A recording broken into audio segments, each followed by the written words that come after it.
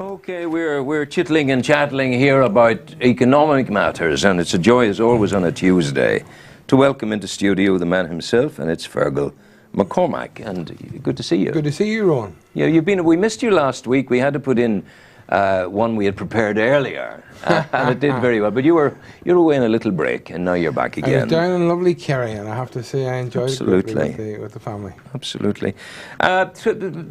The weather is great. Warren Point was en fete at the weekend with the coming of the Saga Pearl 2. Warren Point, as you and I know, I'm biased towards Warren Point. As am I now. But it was an amphitheatre for all. Absolutely. I mean, from all ages, it was lovely, and it was great to see people getting an opportunity to see Warren Point at its best and its friendly best. Very much so, and there was lots. Even the folk who came in ashore from the Saga Pearl 2, Point people were saying, welcome to the Saga, and people were smiling, and they were saying, we will be back, and that's yeah, great. It's good. The feedback, I think, is very good, I understand, from the Saga, and I think, Warren Point is a friendly place, and it's a place where many families spend happy times, particularly on Sundays, going down for walks and in the evenings around the shore. And we take a lot for granted when we live in an area, but we do. Warren Point has a phenomenal amount to offer. But it didn't happen. The success of Sunday didn't happen by accident. People put effort into it. Music on the streets, street theatre, people out selling ice cream, little businesses operating, restaurants with bits of pizza out, let people taste. We weren't saying come to us and support us. We were saying we have a service for you. We have something beautiful for you. Come and enjoy it. Well, look, in all forms of business, you have to differentiate, and the first form of differentiation is welcome. Oh yeah. And to be yourself, and to be friendly. Yeah. And the business is all about people and relationships. And you keep saying that. And no matter what business you're in, if you can establish a relationship or a potential relationship with the customer is more interested in the relationship than the product or service they buy. Yeah, I think so. That's actually interesting. And I say you keep saying that, and you have said that. People may have the wrong idea that it's about getting to the figures, working with the figures, hammering with the hammers and making the things. And somewhere in the background there is a human being you're doing this for. It's the wrong way around. No, look, buying and selling is an emotional experience. But the reality is that in order to make it profitable, you have to be aware of what you make profits on and how you make profits. And that's where the financial and the research, etc., comes into it. That's where the uniqueness of the experience, the uniqueness of the mixture, the uniqueness of the selling techniques, the uniqueness of the sourcing of the material or the product. That's what differentiates ultimately the profitability of the operation and therefore the long-term sustainability of it. However, at that key moment, selling or purchasing is an emotional experience. Yeah, people will try and make it otherwise and try and tell you all the reasons why they did it. Well, I'm listening to you because you're the man. You've been around a long time. I'm not sure now. I'm the man, but you've been around a long time. Well, I hope I haven't been around too long. Jesus, I'm not in Indian garb yet. Anyway, I'm all right. I can take the heat of the summer and enjoy it without having to change my routine garments. But I must say you look very well. Except I think it's disappointing that we have the Indian robes and we don't have the bare feet. But having said that, the bare feet. This is Indian dress wear. This isn't casual wear. Sorry. So it's very important to have dress wear. Well, I excuse my ignorance. But I'm glad that your beard, etc., matches the outfit. It's very important. He says the nicest things to me, doesn't he? I think, Newry, Warren Point, different as chalk and cheese, night as today. Warren Point did it last week, and there is a constancy of the centre of Newry talking about what we want, what we need. Warren Point didn't say what we want, what we need. Warren Point just did it on the occasion. Now, Newry can't bring in a Saga Pearl 2, but I mean, Newry can, in the middle of town, create a kind of festive Mediterranean atmosphere. They can have street theatre in Newry. They can have they can have music. They can have small restaurants. They can be all happening in the middle of Newry. But we never see it in Newry. When we tried for a continental market, it flopped in Newry market. I'm not sure, Rowan. I don't share your pessimism there, actually. I think that we have to see the area as a collective area. Yeah, but all I'm And getting... you play, Yeah. and you play to your strengths. And the one thing I'd say is, no matter what the area is, don't whinge, just go and do it. Oh, well, that's what I'm saying. And that's very, very important. Yeah. And I think that, it's very easy to complain about things that aren't within our control. Yeah. But there are a lot of things that are within our control. And I think the bigger issue really is, and I don't think it's a Newry issue, because I think Newry has a lot of volunteerism, but I think the bigger issue is how we create that culture of community and volunteerism, that we don't have solo players. It's very easy to have tons of time for yourself whenever you do things for yourself. And I think we have to continue to encourage the philosophy that to play a proactive and to be a proactive and respectable member of society, you have to give something back. And if people give something back, it doesn't cost money. Thank you, Sean. But if people give something back, the reality is you can create a community spirit, and some of the best days didn't cost any money. That's right. That's right. And in the case of Newry, the future beckons really, because it has, well, it's different to Warren Point, of course. Warren Point traditionally was the place where people went, but Newry is the challenge of creating something wonderful for the future. Well, again, I'd be honest with you, I don't share your view on this one. I honestly believe that the sum of the parts is greater. And I think Warren Point couldn't survive without Newry, and I think Newry wouldn't survive without Warren Point. Equally South Armagh, equally the Gullion region, all complement each other. And the sum of the parts is far better. And we need to get away from this parochialism. I mean, to be fair, if one wanted to be parochial in terms of public sector expenditure, because of socio-economic factors, Warren Point has probably got less per capita than any region in the district. But ultimately, people vote with their feet, and people still want to live in Warren Point. Well, they'll vote with their feet in Newry because the new public realm schemes open along our canal. It looks magnificent, Feargal. I think it looks very well, and I think again, I think actually, perhaps whenever you're living in the centre or something, you don't appreciate it. But I come across a lot of people who are coming into Newry, and I'll be honest with you, I think Newry has made tremendous strides. And what we need is, we need a recognition that each area, each element of our area, contributes to the economic and social outputs of the area. And therefore, we need a very powerful Newry business base, because that has knock-on effects for the region. It's the hub of the region. And equally, we need that interlinking with Dundalk along the Dublin-Belfast economic corridor. But to answer the bigger issue, I think Newry's doing quite well, and it needs a few bounces. But there is no doubt about it that I think the new work at the canal is good, and I think it looks very well. And I think that if you actually walked in there and didn't know it was new, you would think it was very, very impressive. And I think now the challenge is for us, the community, to use it and enjoy it and to sit on it, and maybe to put the odd jazz band on a Sunday, and to put a few of those street actors you're talking about. We can create the ambience. And with this new Newry 2020 group, this younger people, and they're the new generation of entrepreneurs maybe and enthusiasts for Newry. And they're looking ahead to 2020, but in the time between, doing something wonderful for Newry, and they're coming up with great ideas. I think all those types of initiatives should be encouraged, so long as ultimately they integrate into the overall plan. Newry, as you say, doing quite well, but needs a bounce or two. Well, everywhere needs a bit of luck. That's exactly it. Very often we make our own luck. I wouldn't be negative. I would take the opposite. I think there are very good foundations, and I think there is no reason why Newry can't be the best city in the world. I get the dreadful fear that you're considering I'm being negative, and I'm not. I promise you. I know it makes good TV now and again to provoke me into saying Newry isn't doing this and Warren Point is, and vice versa.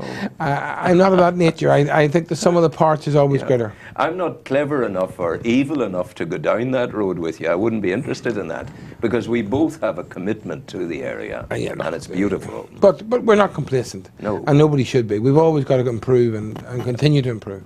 Young people between the age of 18 and 30, only 3% of that market force able to get on the housing ladder. That's frightening. It's in the Daily Mail today. Yeah, whether I agree with that statistic or not is another matter, but I think the trend is acceptable. But actually, I do think that we went overboard. I've mentioned this to you in the past, and we were borrowing 95 and 100% on houses at low interest rates, and once the interest rates went up, we couldn't afford them. We had en suites in every room, etc., etc. So I do think it is important that people can afford a deposit and work hard to save, to have a deposit before they buy a house. And therefore, I know in my own experience, and I think in the experience of most people I come across in business, there has been a significant drop in our real earnings. But maybe that's not a bad thing. Maybe we were living above our means, and that goes across the board. And if you get back to basics, some of the loveliest houses you see aren't necessarily the biggest houses. Indeed. They're kept Indeed. with pride. Right. And so I believe it is important that we don't think houses are like buying suites. And that when you buy a house, you look at it over, you may not live in the house for 25 years, but it's a 25-year investment. And therefore you have to allow for fluctuations up and down, whether it be interest rates or salaries going up and down. And therefore you do need a cushion roll. And what's really happening here is that we're taking heat out of the market by saying you have to have a deposit. Now, you can get your deposit from your parents. There are many ways. Maybe that's a very good wedding present. Yes, of course. But I'm just making the point that I am not anti the idea that you can't get 95% or 100% mortgages today. There's ways. And I accept that's not popular. Yeah. But I'm more interested in people enjoying their house forever and not having to cut back their food to pay their mortgage. And that's happening. Sadly, I've seen it. Sadly, I have come across a number of cases where people, houses are taking an extraordinary part of their take-home income. I've seen within the last week, I've seen a man in a pinstripe suit with a briefcase, fine-looking businessman. He's 6 days a week in a feeding centre in Dublin to get his... Oh, yeah. And you know why he does it? To pay his bills. Well, he doesn't have to worry about food. That frees up 200 a month or whatever, or a week or whatever. I'm aware of an incident also in the Greater Dublin area where a colleague accountant of mine felt the client was a bit unusual. So he said, I'll call out and see you. And he called out, very beautiful house. And the guy had to say to him before he left, can I get a tenner off you for food? And what was happening was his mortgage was eating up so much of his take-home pay. Yeah. He virtually had no money for food. It's appalling. But if you think that over, that particular man was living in a house that perhaps had 5, 6 bedrooms, 6 en suites, various things. It's an extreme case. But the point I'm making is, it's there. If he went to sell the house there and then, it was probably going to be a negative equity, or he was going to lose a fortune. This is 2 years ago. Yes. But the point I'm making is, which is the fundamental point, in hindsight, did he need that house? And if he didn't need that house, did he bring too much pressure on himself? Was it because mortgages were so easy at the time? Life was so good. And therefore, I think we're better having surplus cash to help us for the rainy day. And if the rainy day doesn't come, then go and enjoy it now and again. Yeah. Than actually tying everything up in assets. You know, a mortgage really shouldn't represent any more than 30% of your take-home pay. Where are we? Where are you on the? You see it more often on the continent, in continental Europe. You see it in Germany. People not buying but renting. Well, I've always held the view, ignoring houses for a second, that you don't have to own something to use it and to benefit from it. I think the philosophy of owning your own house here will continue for some time, but there is never an extreme of anything. There is a mixture, and depending on circumstances, in some cases, it may make sense to rent. You could have far better. I mean, for the last 4 or 5 years, if you had the option, I can tell you in some cases, you could have rented phenomenal properties. We're a culture that's predisposed to buy the bull McCabe and the field and all of that. We need the property, the land. Who's it going to be left for? But things could be changing. Times they are changing, maybe. Well, that's a more challenging question, because I think, to be honest with you, it depends on personal circumstances, etc., and what's the best way for you. But what is important is that if you're committing yourself to major capital expenditure, which will have repayment implications over a period of time, you need to look at it as a time investment and not purely as an investment of the now. The economy generally okay, yeah? We're moving slowly and certainly. Yeah, I mean, there's a number of encouraging trends. Employment numbers are up, obviously. Unemployment is down. I think it is encouraging. Some people might disagree with me here, but I'm prepared to take the pain.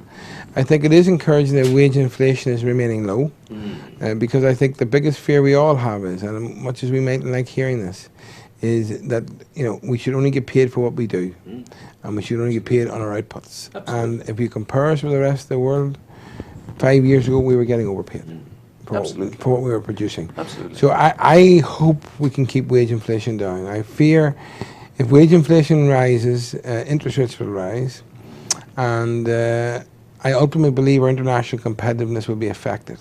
I think we need a few years of consolidation to reap the rewards, to give us the confidence to overcome the problems we've all had over the last 4 or 5 years, and to build up some resources to allow us to go forward with confidence.